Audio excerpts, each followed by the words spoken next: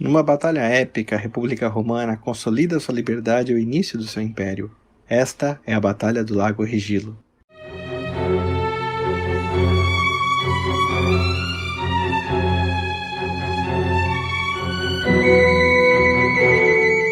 Sem dúvida, uma das coisas mais interessantes da história de Roma é a descrição das batalhas. Os romanos, eles têm uma tradição historiográfica de batalhas bem fortes, e você vê no Tito Livio a descrição das batalhas é bastante interessante. Lembrando que a legião romana ainda estava em formação. Roma estava transitando plitas, com H, gregos, para a legião propriamente dita. Então, uma formação de lanceiros para uma formação de soldados com espadas e lanças de arremesso. E a legião romana, obviamente, ela foi um grande sucesso militar. Lembrando que nessa época, Alexandre o Grande e os macedônios não tinham ainda existido. O mundo mediterrâneo era meio que homogêneo nessas povos italianos e gregos, nessa formação realmente de lanceiros. Alexandre o Grande, pai dele, na verdade, Filipe II da Macedônia, e mais tarde ele, fazem a falange, que é um avanço da questão dos lanceiros, um conjunto de lanceiros com lanças muito grandes e praticamente impenetráveis pela frente. Só que a legião romana ela se desenvolve na Batalha de Pydna, durante a Guerra Macedônica. Os romanos, liderados pelo cônsul Paulo Emílio, derrotam a falange macedônica, no caso. Isso causa frição no mundo, porque realmente as duas maiores tecnologias militares da época se enfrentando e a legião romana indubitavelmente vencendo a falange macedônica, né? Basicamente a legião romana ela tinha a vantagem dela poder se desfazer em manípulos, né, em centúrias, se abrir. Isso foi visto na Batalha de Zama contra o Aníbal, onde o Cipião manobrou muito bem essa característica modular da legião para poder divergir dos elefantes do cartagineses que operavam como tanques. Então na Batalha de Cinocéfalos, 300 anos para frente de onde a gente está, a legião romana ela abriu, se envolveu e abraçou a falange macedônica, e a falange macedônica atacada por trás e pelos lados ela fica meio sem ação, porque ela é muito forte no impacto frontal. Enfim, mas eu tô avançando muito na história, eu tô agora na Batalha do Lago Regilo, que aconteceu por volta aí depois da primeira ditadura, que houve uma segunda ditadura. O próprio Tito Livio fala que não se sabe direito em que ano aconteceu a Batalha do Lago Regilo, né, se foi no consulado do Postúmio ou na ditadura dele, enfim.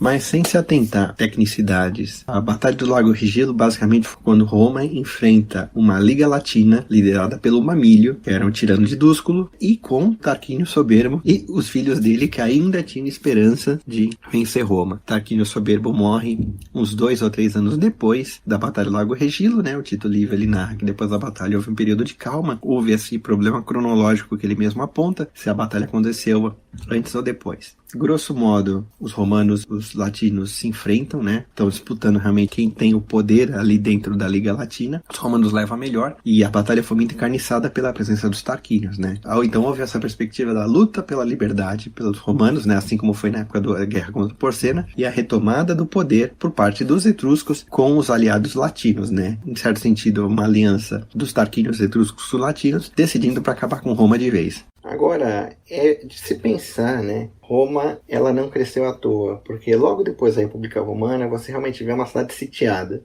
e atacada por todos os lados, pelos etruscos, pelos sabinos, pelos latinos. Então você tem a Batalha de Silvia Árcia, em 509, que terminou como um empate. Inclusive o Pôncio Brutus morreu. Quando o líder do exército morre em batalha, é um sinal que a batalha foi muito encarniçada. A Batalha de Silvia Árcia foi um empate. Os romanos acabaram ganhando moralmente depois da batalha, mas foi rigorosamente um empate. Houve a Batalha do Janículo contra os etruscos, contra o Porcena, que os romanos recuaram. Os romanos perderam a batalha. Roma só escapou porque o Horácio Glaucus ficou na ponte e disse não passarão, quando os romanos demoliram a ponte. E agora você tem a Batalha do Lago Regilo, que em metáfora futebolística foi ganha na prorrogação por morte súbita, porque todos os exércitos foram mandando as reservas, até que finalmente os romanos ficaram sem reservas, a cavalaria teve que desmontar e lutar com a infantaria. Então os romanos foram até o último limite para conseguir ganhar na Batalha do Lago Regilo. Então foi uma vitória por pouco, não foi uma vitória fácil, né? Foi uma vitória assim no limite. Então você vê, a jovem cidade de Roma, ela não tinha na época uma máquina de guerra. A guerra, ano após ano,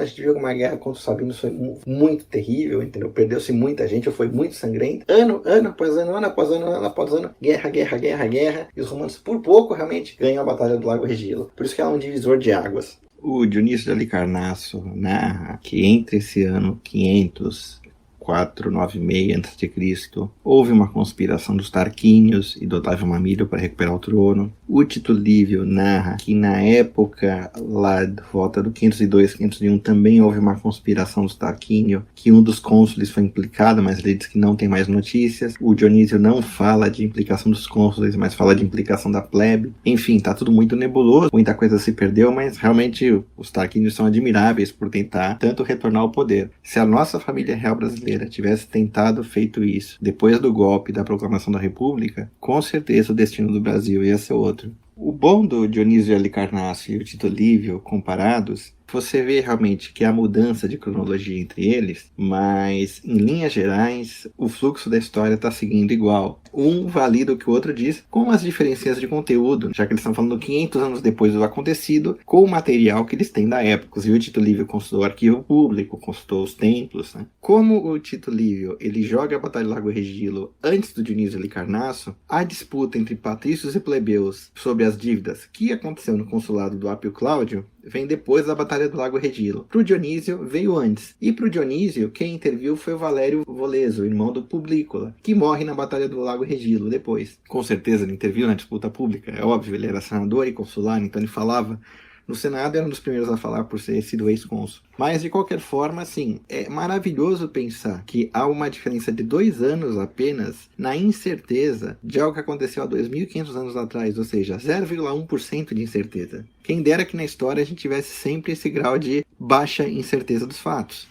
Agora é importante notar, para quem prestou atenção na linha do tempo, que a Batalha do Lago Regilo é contemporânea de uma batalha mais famosa ainda, que aconteceu na Grécia, que foi a famosa Batalha de Maratona, né, onde tem um episódio realmente do grego correndo lá para avisar os espartanos. Aí daí veio a maratona moderna, correr esse espaço que ele teve que correr para avisar. Vamos olhar do ponto de vista frio. A Batalha do Lago Regilo fez com que Roma se tornasse dona do Lácio incontroversa. O Lácio foi o primeiro território do Império Romano. E, ao mesmo tempo, a Batalha de Maratona aconteceu. A Batalha de Maratona abre o período, vamos dizer assim, da Grécia clássica que a gente conhece. Porque aí começam todos os eventos que levam para a Idade de Ouro de Péricles, a Liga de Delos, a Liga do Peloponeso e a Guerra do Peloponeso, né? Finalmente a decadência da Grécia clássica e a ascensão da Macedônia, criação do Império Macedônico, criação do Império Helenístico, que mais tarde Roma vai ter a grande herdeira. Mas você vê, pensa, Atenas dominava a Península da Ásia, Esparta, muito militarizada, dominava ali a Arcádia, né? Dominava a Lacônia, dominava o Peloponeso, a região mais fértil da Grécia. E Roma? Roma era uma jovem potência, né? Roma dominava o Lácio, que é aquela planície em volta do rio Tíber e os rios anexos, em volta os Alpeninos, em volta era uma região muito fértil na Itália. Então assim, Roma já tinha um status mundial de jovem potência regional. A República Romana governava um território já considerável, o Lácio é um território considerável. E esse Lácio, uma região fértil, uma região boa, ele começou a dar realmente mão de obra para a máquina de guerra romana, já como a gente viu no vídeo dos latinos, os latinos por excelência eram o exército auxiliar de Roma. Então, se você comparar nesse período, é óbvio que a Grécia clássica começa a influenciar Roma, primeiramente pelos etruscos, via etruscos, né? Roma sempre teve uma influência etrusca muito forte, como a gente viu o vídeo. Aí a influência da Grécia clássica começa no momento que todas as ideias da Grécia clássica começam a surgir e se espalhar pelo mundo. E a influência na Magna Grécia, o sul, né? As colônias gregas que havia no sul da Itália, na Calábria, no Brútio, principalmente na Sicília, né? Siracusa. Então, repara, posiciona bem, né? A Batalha do Lago Regilo paralela à Batalha de Maratona, corrida na mesma década. Uma coisa interessante da Batalha do Lago Regilo é que ninguém sabe onde fica o Lago Regilo, porque o Lago Regilo se foi. Você olha na Wikipédia, tem um historiador italiano que ele aponta uma depressão no terreno. Hoje em dia tem uma cidade, né? Uma cidade italiana ali. E ele fala, não, nesse lugar provavelmente ocorreu a Batalha do Lago Regilo. Se afirma que o Lago Regilo foi uma depressão, onde hoje em dia existe assim, um lugar de Prata Porcine, e do lado tem um monte que foi chamado de Monte Pórcio Catão.